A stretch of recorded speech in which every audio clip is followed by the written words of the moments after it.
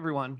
So this is going to be a bit of an introduction into some of the work that we're doing around ICS and OT to build capacity for incident responders, threat hunters, in both kind of our internal government space as well as with the private sector. So as many of you are aware, ICS and OT has kind of been a hot button issue around government space, private sector, and boardrooms. So really, we're trying to ramp up some of those activities to get folks up to speed, to do analysis internally, as well as externally in the private sector. So 3 takeaways that I'm hoping you get away from this presentation is really that there are resources out there. If you're interested in building some of these capabilities or building capacity in incident response for OT, there are resources out there. I'll get into some of the resources that we're publishing.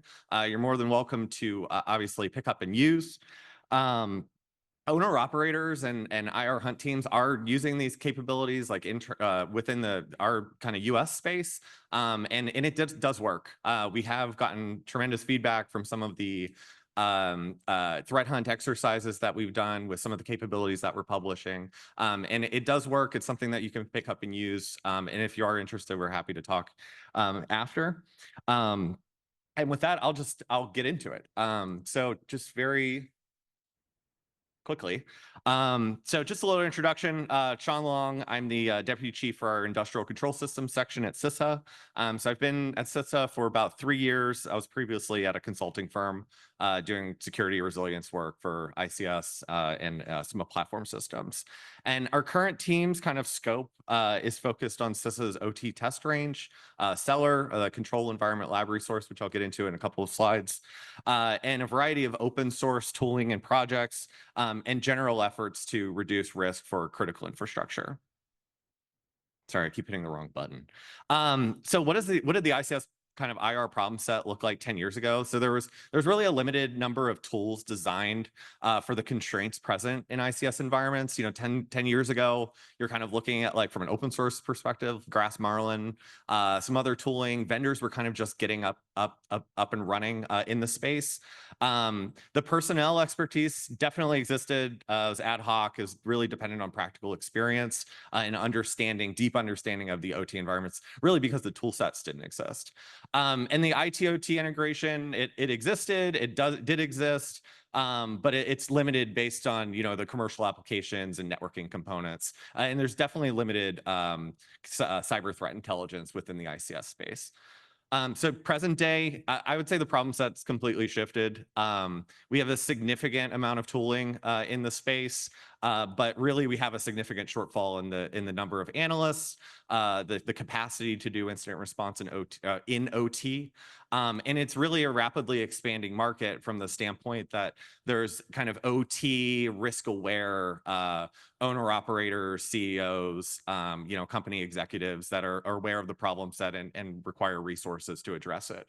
The industry 4.0, IT, OT, the industrial Internet of Things has really, created that interconnectivity that is creating a target-rich environment for adversaries in that space. And there is more robust cyber threat intelligence. There's some commercial vendors that produce threat intelligence, CISA, some other government agencies producing threat intelligence.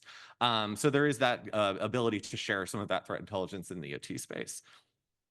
So how do we close the gap we have tooling, staffing is limited. How do we close the gap? So I kind of picked 4 critical focus areas. So a robust training and exercise environment, really prioritizing the engineering aspect of the environments. The kind of old adage, train like you fight like you train. And then really intelligence-driven, curated exercises for analysts and engineering folks in the environment. So really, from our perspective, we're really looking to design environments that mirror operational environments, make them as realistic as possible, creating water treatment environments, creating power transmission, wastewater, et cetera, ports, dams, things like that. Analysts really need to see, hear, and feel the kinetic effects of ICS to really understand it.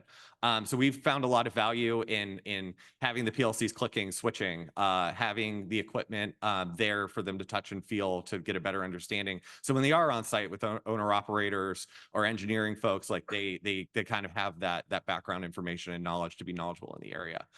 The engineering focus, kind of dovetailing off of that. The ICS environments do each have their own unique set of challenges, and designing that into test beds and environments for folks to practice is critical. We try to focus on the operator interactions when we're training and kind of upskilling analysts. It's kind of one of those soft skills that's absolutely required when going into an operational environment, is having the soft skills to be able to talk to the operators, to talk to the engineering staff, and we try to build that into some of our exercises. And then analysts really need to understand the operator priorities. Obviously, as anyone working in the ICS space knows, safety is key. Safety is the #1 priority. And then operations or critical services, depending on the industry, keeping the lights on and making money. So they need to understand that when going into those environments to not cause disruptions. So we really try to focus on training with the latest discovery and analysis tools, whether that's the latest commercial vendor tools, or we have some open source tooling that we use in-house and have on our GitHub space, which I'll get into later. Getting those repetitions in the operational environment. And then finally, really, and this is kind of part of the talk, is intelligence driven. So exposing analysts to relevant TTPs and threat actor activities, making ICS environments, we find are fertile ground for living off the land. So we try to build that into our exercises for our analysts. And then focusing on those high likelihood TTPs, tunneling from IT to OT, leveraging normal operations to hide. That's a big one for us, is trying to blend in to normal traffic and really train the analysts on what to look for in that case. So what are we kind of doing to try to solve this? I mentioned CELR earlier. It's the control environment lab resource. It's effectively a collection of shrunk down, small form factor, but engineered to spec environments that emulate real world ICS or OT. So we're talking, a dam, we're talking port environment, all with real engineered design and engineered operations that we can use for some of our exercises. And then some of just kind of the general service offerings that we have under, kind of our CELR portfolio. And I'm just going to hit on one because this is kind of what the talks about it, but it's doing these simulated threat hunting exercises and engagements. So really, we're looking at building kind of the next workforce, building the OT IR workforce. So we kind of scale some of these things, going from like OT protocol basics. We'll give kind of presentations and walkthroughs, actual technical walkthroughs of OT protocol basics, or doing net flow analysis or the sensor deployment. We'll get into kind of impact-driven, hunt and incident response. And then really where we'd like to get to is, if we have kind of an advanced team, is doing hypothesis-driven threat hunting in OT. So like looking at impact and then kind of working your way back. And then doing advanced OT detection engineering on the fly. So we typically operate these as purple team engagements. So if you're not familiar, it's purple teaming is looking kind of as a shared responsibility. So we have the red team and the blue team, working together, demonstrating what they're doing in the environment, really walking the blue team through. This is especially helpful when we're looking at upskilling owner operators of critical infrastructure. They may not be incident responders. There's a high likelihood they're not incident responders. There's a high likelihood they're not doing threat hunting on a regular basis, but they know the environments. So they're very familiar with the process. They're very familiar with the operational environment, and it kind of just takes a little bit of nudging to get them there to be able to understand and walk through their network traffic, to be able to identify malicious behavior in the environment. It's amazing getting a team of operators and network staff and systems administrators together, and the value that they're able to drive out of the actual operators. They really, kind of have a place when we're talking about doing incident response and OT, because they understand the process, they understand the protocols, and they're able to add a lot of value to the team. So this is just this is just kind of a slide on some of the work that we've been producing as part of these these engagements. So if you're not familiar, MITRE produces a tool called Caldera. It's effectively an automation tool for doing red teaming to be able to produce playbooks and make a kind of a repeatable red team activity. So last year, we've been working with MITRE very, closely to build an OT component for Caldera. So we released that jointly last year with them. Really kind of the need was driven from, pick your poison on articles here. But, the power outages, or some of the water treatment attacks that have happened recently. We kind of use that as kind of a driving need to build some of these playbooks, modules, abilities in Caldera. And it was really a new thing that we were able to produce with them, which has been kind of amazing. And we've put out on our GitHub, or on MITRE's GitHub. But really, we focused on these 5 protocols: DNP3, BACnet, Goose, Profinet, and Modbus. We leveraged CELR to actually build these capabilities, and we leveraged the Caldera modules during our exercises to provide that repeatable kind of playbook to run analysts through and run them through kind of a threat hunting engagement. And I'll get to why that's important. It's important because we're trying to open source a lot of this material. We're trying to put it in the hands of everybody here if you're interested. Put it in the hands of other blue teams or threat hunt teams. To be able to reproduce this and be able to do it at home. And this is freely available. It was published. We're continuing to add to it. If anybody's interested in checking it out, it's on MITRE's GitHub page. And I have seen some folks on LinkedIn starting to pick it up and use it, which is cool, doing some research with the tooling. But definitely a great resource if anybody is interested in doing some red teaming in OT environments. We really tried to focus on real world emulation. So I'll get into this in the next slide, but like for some of our recent engagements, trying to emulate Vol Typhoon activity, living off the land, things like that. In our distribution environment, we've emulated the Indestroyer attack scenario. And then we've also emulated, and this is just a small example of some of the real world emulation that we've done, but doing ransomware on HVAC, which was a big deal a couple of years ago. But really, kind of trying to drive home here is we are leveraging those Caldera abilities to build real world adversary emulation and then get those abilities back out to the community to actually use in their environments. So this is just kind of a quick rundown case study of an owner operator that we recently worked with. They were a pretty large energy utility in the US. They serviced probably 1 million plus people. They came out, they have a pretty mature team. They don't have an incident response team. They don't have a threat hunting team, but they have they had a pretty solid network engineering team, systems engineering, kind of that space. Their background, again, they operated in power mainly, but they did have some water and wastewater. They did have some water and wastewater utilities. And they were maturing. Again, they did have some of that. They did have some of the incident response, but very, very, very limited. Our learning objectives for this was we wanted them to be able to identify threat actor TTPs in the environment. We wanted them to be able to take that home with them. We wanted them to gain familiarity with different vendor software and protocol, like characteristics on the wire. It's actually pretty amazing. Like some of these folks worked at an energy utility, and you would kind of expect them to come in and understand what DNP3 is and know the ins and outs of DNP3. But they didn't set it up. It was an integrator. They didn't set up the communication path. They weren't super familiar. And it was kind of a learning experience for them to understand what the communication actually looked like, what on their network at home, and to be able to use this kind of safe and reliable environment to do that, where they wouldn't be able to do this type of analysis at home because it's operational. They're delivering energy, they're delivering water to their constituents. We really tried to focus on living off the land for them, just because of the kind of recent activity, and we wanted them to work collaboratively in kind of a safe space. So we when we do some of these exercises, and if anybody's interested in doing them, doing anything like this, we highly emphasize bringing together different staff from different parts of the organization.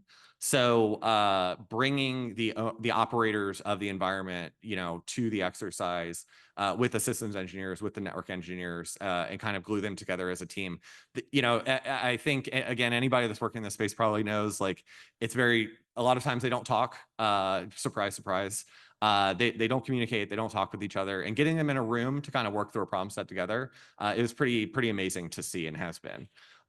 Exercising some of their detections, and then really exposing them to new hunt and incident response tools. So just some of the outcomes. I mean, there was incredible collaboration between the folks on the team. They were able to identify many of the TTPs. I'll get this to on the next slide. And they were able to, kind of identify high impact to operations when things were kind of going awry in the environment. We designed these environments to effectively go to failure in a safe way, but we do look to, like, kind of cause effects that go to failure, and for them to be able to analyze network traffic, to be able to understand what's going on in the environment. So really some of the key takeaways here, and I'll kind of get to the piece on the right a bit. But we gave them an early introduction to some of the Volt Typhoon TTPs that we had seen, and we wanted to build into the exercise based on some of the reporting that, like, CISA put out jointly with some other folks. There were 37 unique TTPs, 15 of those emulated VT activity. The really cool thing that we found during this particular exercise was they actually documented the activity that they found in the environment, and they started mapping unprovoked. They did this on their own, and we've actually started baking it into future exercises. They documented the TTPs, what they found, what the telemetry looked like, what the artifacts looked like, and they actually started mapping that back to capabilities they had in-house in their environment. So they're able to take the knowledge that they gained from kind of exercising in a test bed in kind of a replicated environment, and they took that and they actually started mapping it back and to see where their gaps were, so they could do gap analysis on where they might not be able to have visibility on some of these living off the land techniques. And we did, and again, I'll kind of get to this later, and we're doing this on purpose. We performed a rerun of the exercise to capture all the traffic, so that we could actually produce it and put it on our GitHub open source so that anybody can use it. We've actually tied it back to timestamps, TTPs, kind of our exercise playbook. We're working through getting that on our GitHub now, but I would say anytime in the next, like, 2 to 3 months, we'll have that material out there. So if you're interested, you can take it, you can run it through some of your own tooling at home, or you can, kind of practice looking for TTPs based on some of the exercises we've done with the PCAP that we're able to produce. So the CELR environment, it is kind of single threaded, right? It is a lab environment. It's, if anybody's, has experience with, like, lab environments, they are somewhat difficult to scale, especially hardware based. We do include all, kind of vendor hardware in the environments, and it's relatively difficult to scale that. So we are looking at efforts to try to scale and get this out to the community more. So 4 things that we are actively doing. So we are open sourcing the PCAP from the exercises, like I just mentioned. So that's something anybody could take home, leverage, use to test their tooling. We do develop open source capture the flags focused on OT campaigns and kinetic effects in the environment. So we will be hosting a capture the flag in September. It is open source. I mean, it's open to the public. It's focused on OT. It's focused on, like, a real world campaign. Last year CTF was based on, like, the SATCOM campaigns from a couple years ago. So we are looking at doing that. The one cool thing that we are starting to produce and put out there is we're developing blueprints for these testbed environments. A lot of the cost for these things, and they do, the cost does add up. A lot of the cost for these things is in design, figuring out how to shrink down, like, a real industrial environment down to like a small form factor. So a lot of the cost is in design. So we are starting to put together, and we have a project coming up to put together an actual blueprint. I'm hoping by next year, we will actually be able to release that and do a talk about putting together the blueprint and having that for folks to actually use. But that will include all the way down to the specs of what you would need to buy, design. So the hope is that you could bring in kind of like an engineering team to actually build the environment based on the spec rather than having to design it yourself. And the cool thing from our perspective is all the playbooks that we're putting together with Caldera, they would natively run on that spec. So somebody could pick up and start kind of exercising this on their own, hopefully at a lower cost than we originally put into the design. And we are open sourcing kind of our attack playbooks to complement those blueprints, like I mentioned. So we're hoping to enable partners, kind of grow the community around doing these types of exercises and growing kind of the capacity for staff in the OT space. So one thing I wanted to touch on, another thing that we kind of try to focus away from like the actually doing exercises, but really having like a product pipeline for CELR, like open source products. So using these environments, and this is something that I would highly encourage if anybody were to stand up these types of test beds. We use these environments to build our open source network protocol parsers on Zeek. So they're free, available. I think there's some links at the end of this, but they're freely available. We use these environments to build those and test them.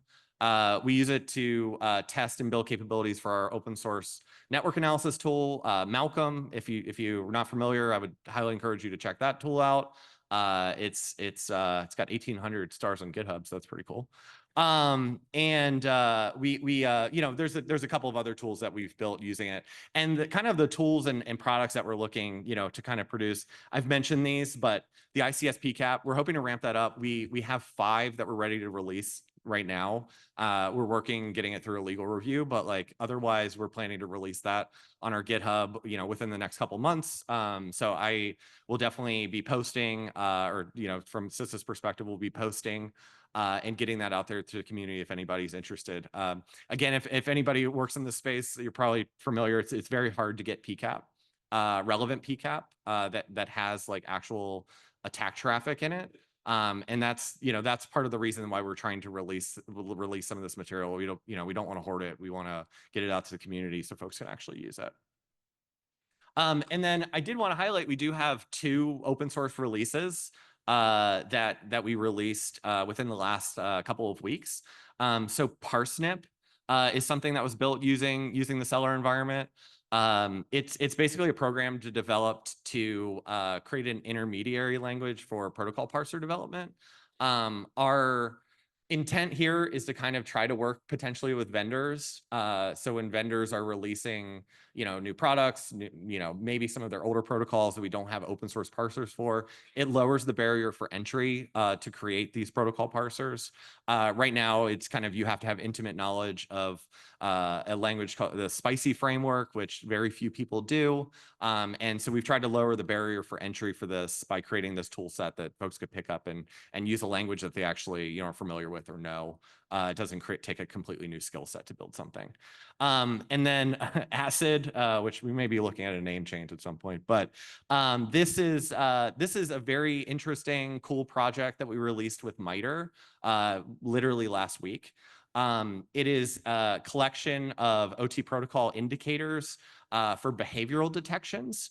If you check out the link on the GitHub, basically we are providing coverage through this tool, looking at weird anomalies and detections for things like program downloads or forced IO or like firmware modifications, things like that would be typical engineering behavior, but like could potentially be like anomalous.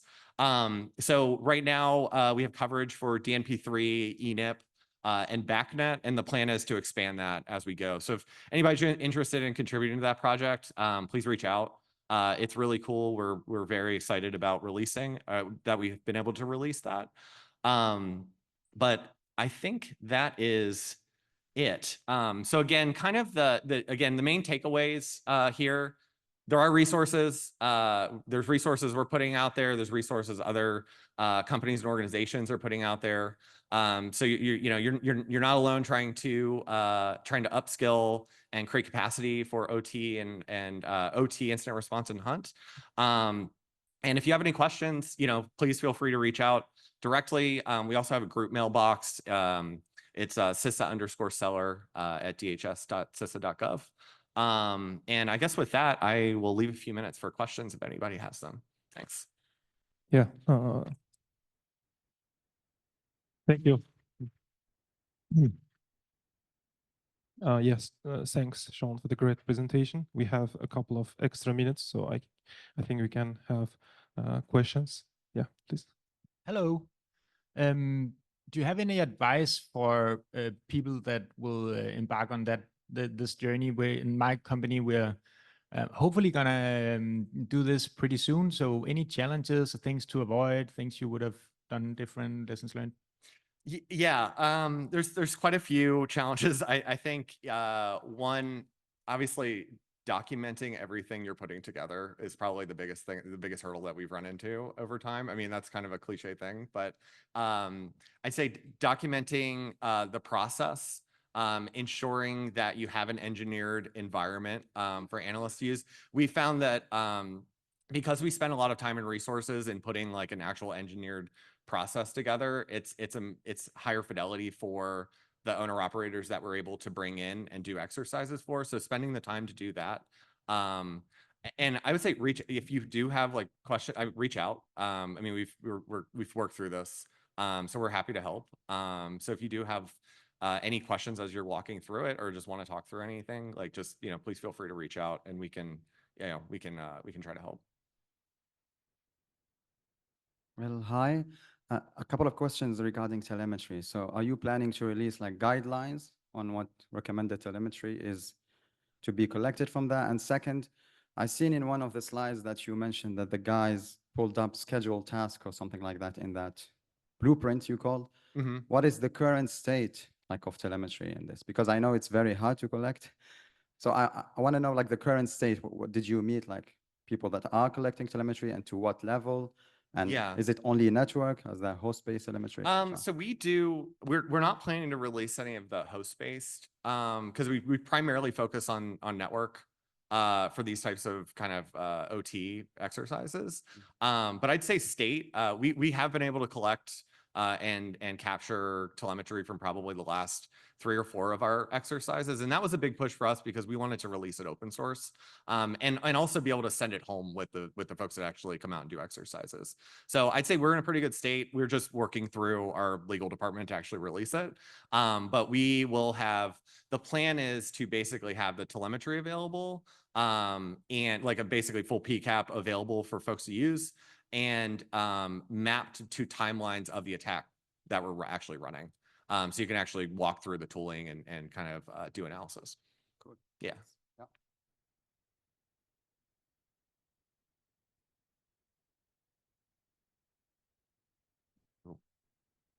Just a very quick recap of the CELR. Is it you are actually building physical environments? You have a kit. I saw the pictures somewhere that you have actually. Yeah. These are actually models that you actually built up for these various environments. They are, yeah. So this right here is an actual rail. I don't know now if I'm pointing anymore. This is an actual rail environment. So we have positive train control. We have like wayside components. We have, the actual physical equipment that you'd find in rail. And the TOS, like the, kind of the terminal operating system that you'd find. But yeah, they are physical. We have physical. Obviously, they're shrunk down. Like we don't have thousands of PLCs. So we have to like manage expectations there, and like the plan would never be to, it's a test bed. But we do try to mimic and emulate as high a fidelity as possible, like a real world process where we can. I guess these are not really very easily transportable. The original intent was for them to be, but yeah, they're pretty much static. We do have the ability to do like virtual exercises. So we do have that ability. It's kind of limited right now to like within the US, but we do have the ability to do virtual. We have explored because we really find it extremely critical to provide that like touch and feel, the sound, you know, kind of like the full immersive experience to folks. So we have explored doing like, you know, kind of augmented reality for the environment. So we have a gigantic basically cage that goes over these things with a bunch of, you know, kind of cameras that create a 3D model that we can actually use during some of the virtual exercises.